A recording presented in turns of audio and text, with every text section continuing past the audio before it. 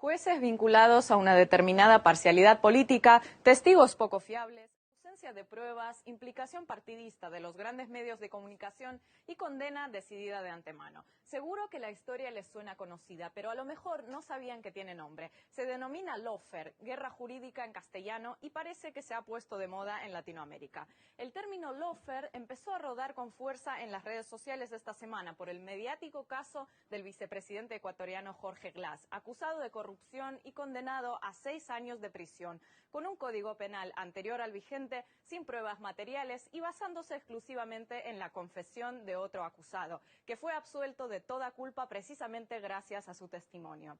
Para muchos ecuatorianos, todo esto no ha sido más que un juicio político disfrazado, debido a la cercanía del vicepresidente Jorge Glass al exmandatario Rafael Correa, actualmente enfrentado al presidente Lenín Moreno. Pero el lawfare no solo está en boca de los ecuatorianos, también se ha sumado al debate político en otros lugares de Latinoamérica, como Argentina o Brasil. Reorganización del aparato judicial primero, acusaciones con mucho impacto y poco sustento después, y lo más importante, una prensa que tome partido activamente en la causa. Infames traidores a la patria. É Lula, o chefão do maior esquema corrupto da história da humanidade. Propias. A él no le correspondía ver qué hacía la señora Pamela Martínez, le hizo un encargo. Si alguien vulneró la confianza de la señora Pamela Martínez, si el presidente Correa no se apartó de su rol, no se le puede imputar objetivamente un delito. No impedir un acontecimiento, dice la fuente de Garante en el artículo 23, equivale a ocasionarlo, que antes estuvo en el artículo 12 del Código Penal.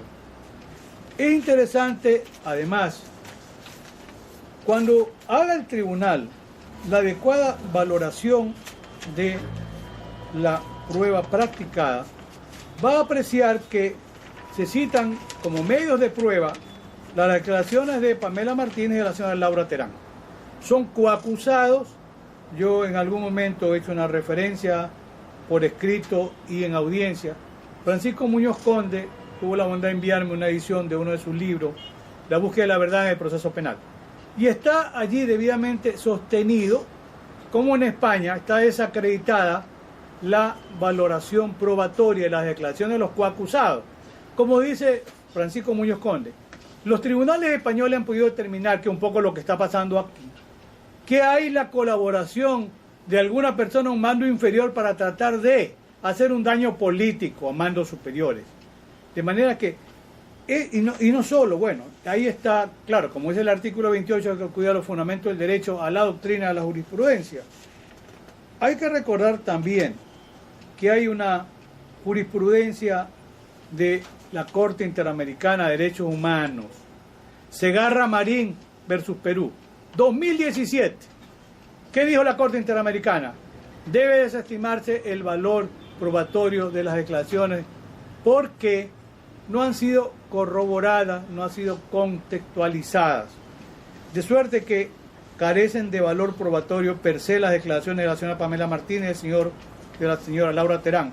Sin duda, si alguien se benefició porque abusó de la confianza fue la señora Martínez, lo ha dicho Concienciado Santos, no lo ha negado ella, más de $400.000 le entregaron a Net Global, el esposo de ella recibió más de $1 millón por consultoría que no está aprobada. Eso aún no se investiga, de suerte que esas dos declaraciones carecen de valor probatorio alguno. Lo que se dice en el peritaje de los $6.000, sí, los recibió como préstamo y los devolvió. Y hasta se ha llegado a sostener que una prueba de cargo es la declaración del ciudadano Pedro Verduga.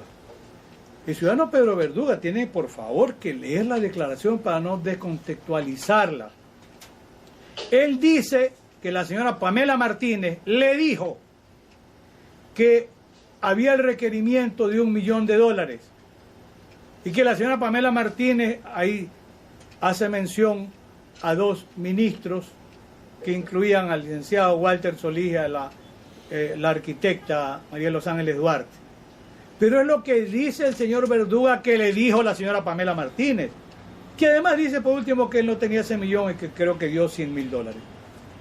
¿Y qué tiene que ver esa declaración del ciudadano Pedro Verdúa, que es un ciudadano de 85 años, parcialidad política, con el presidente testigos Correa, poco fiables, pero por ausencia favor, de pruebas, implicación partidista de los grandes medios de comunicación y condena decidida de antemano. Seguro que la historia les suena conocida, pero a lo mejor no sabían que tiene nombre. Se denomina lawfare, guerra jurídica en castellano, y parece que se ha puesto de moda en Latinoamérica. El término lawfare empezó a rodar con fuerza en las redes sociales esta semana por el mediático caso del vicepresidente ecuatoriano Jorge Glass, acusado de corrupción y condenado a 6 años de prisión, con un código penal anterior al vigente, sin pruebas materiales y basándose exclusivamente en la confesión de otro acusado, que fue absuelto de toda culpa precisamente gracias a su testimonio.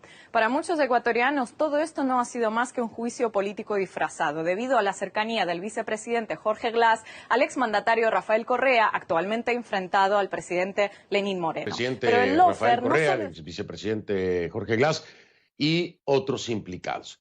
Para esta parte del programa le pido que me acompañe utilizando una nueva etiqueta. La etiqueta es Conclusentencia EC de Ecuador. Conclusentencia, el hashtag es Conclusentencia EC de Ecuador. Sus comentarios, por favor, con esta etiqueta, mi cuenta en Twitter, @soyfdelrincón, @soyfdelrincón, Conclusentencia EC es la etiqueta. Este martes, como usted sabe, el día de ayer, la justicia ecuatoriana condenó a 18 procesados por el delito de cohecho, entre ellos el expresidente Rafael Correa y el exvicepresidente Jorge Glass. Correa y los otros involucrados fueron hallados culpables de haber recibido dinero de forma irregular por parte de la empresa brasileña Odebrecht, básicamente. El dinero, dice la fiscalía, habría sido utilizado para financiar ilegalmente al partido Alianza País. Todos los involucrados niegan los cargos y Correa, quien reside en Bélgica con su familia, prometió una apelación internacional. El exmandatario asegura que los cargos no están sustentados y que todo se trata de una persecución para mantenerlo alejado de las próximas elecciones presidenciales. Escuche. Todos saben que la prisa es para inhabilitarme para las próximas elecciones. No tenemos ninguna fe en el sistema de justicia ecuatoriano, totalmente tomado por el gobierno, por los poderes, por los medios. A nivel internacional les vamos a ganar absolutamente todo, porque este caso es una payasada. No existen sobornos. La prueba principal y casi la única es un cuaderno evidentemente forjado.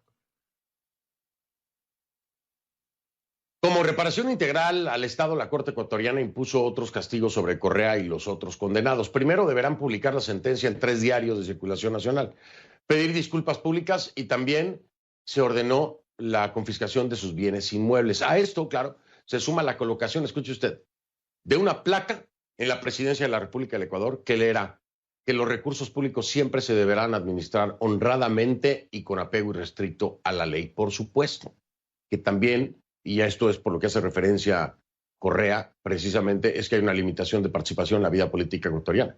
Por 25 años. 25 años no pueden participar de la vida política ecuatoriana. La forma como se condena al presidente Rafael Correa y al señor Jorge Glass es la de autores instigadores. Estos dos personajes de lo que se conoce como una influencia cognitiva y volitiva sobre todos los demás miembros de esta red. De modo que el hecho de que los señores Correa y Glass no hayan sido las personas que directamente negociaban los sobornos o los contratos, no deja de hacerles a ellos autores del delito. Ahora, en el derecho penal del Ecuador... La una, la de los autores, incorporando en ella a los autores por instigación, que son los señores Correa y Glass, los autores directos, que son los contratistas, y los otros coautores, que son los otros funcionarios públicos. En número total de 18. Entonces, lo que ha hecho es establecer 2 categorías, 18 autores que tendrán que pagar cada uno $778,000. Y las otras 2 personas, en calidad de cómplices, que son, entonces, como he dicho, el señor Alberto Hidalgo y la señora Laura Terán, tendrán que asumir $368,000 cada uno.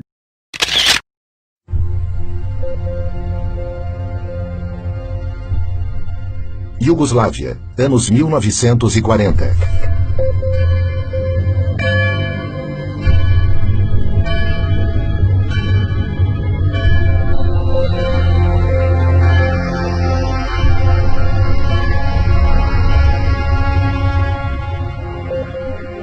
o cardeal Aloysius Stepinac saiu em defesa das minorias e protestou oficialmente contra as leis racistas e as perseguições raciais e religiosas.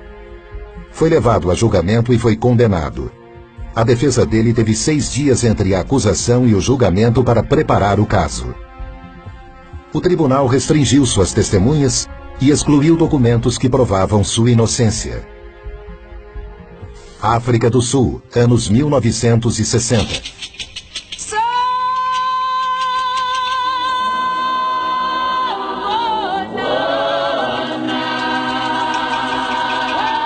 One of the mistakes which some political analysts make is to think that their enemies should be our enemies.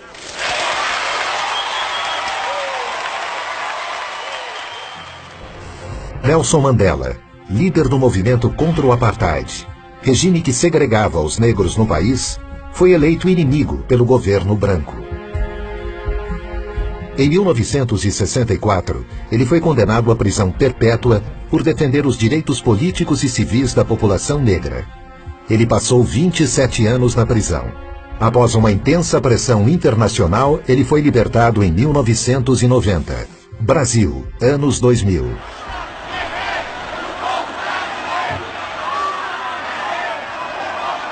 E é com essa força que nós vamos virar o jogo e vamos trazer a democracia de volta para esse país e vamos fazer com que o povo pobre desse país, a classe média e os pequenos empresários voltem a acreditar nesse país. Ao me eleger presidente da República, o Brasil deixou claro que havia decidido trilhar um novo caminho. Um caminho em que a distribuição de renda é fator decisivo de um novo tipo de desenvolvimento, mais inclusivo, mais humano, mais sustentado e duradouro. O ex-presidente Lula é vítima de um ato ilegal coletivo para desacreditá-lo e afastá-lo da vida pública. Para impedir que Lula seja eleito sem que ele tenha cometido qualquer crime. Essa é a luta travada por alguns juízes, procuradores da República e grande parte da mídia no país. Essas 3 histórias têm um ponto em comum: o lawfare. O termo lawfare foi criado em 2001 pelo major-general da Marinha Americana Charles Dunlap e desde então tem sido estudado em importantes universidades como Harvard, por exemplo. O lawfare é uma arma poderosa para combater inimigos políticos que combina ações aparentemente legítimas e ampla cobertura da imprensa. A ideia é constranger o inimigo até que ele se torne extremamente vulnerável a infundadas acusações. Uma vez enfraquecidos, eles perdem todo o apoio popular e qualquer poder de reação.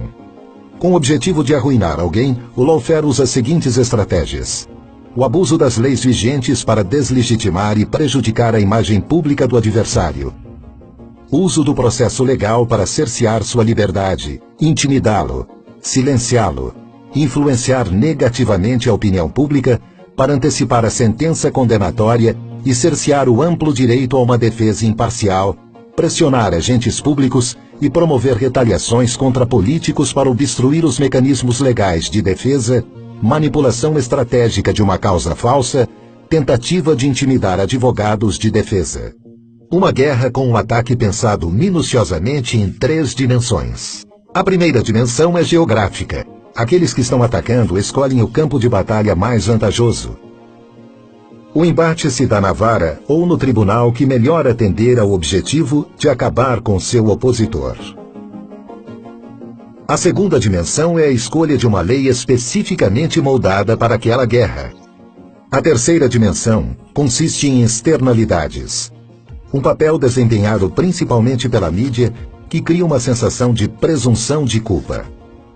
Para o antropólogo John Comaroff, professor da Universidade de Harvard e um dos maiores especialistas em lawfare, o ex-presidente Lula é o maior exemplo brasileiro de alguém que é vítima de abuso da lei para fins políticos.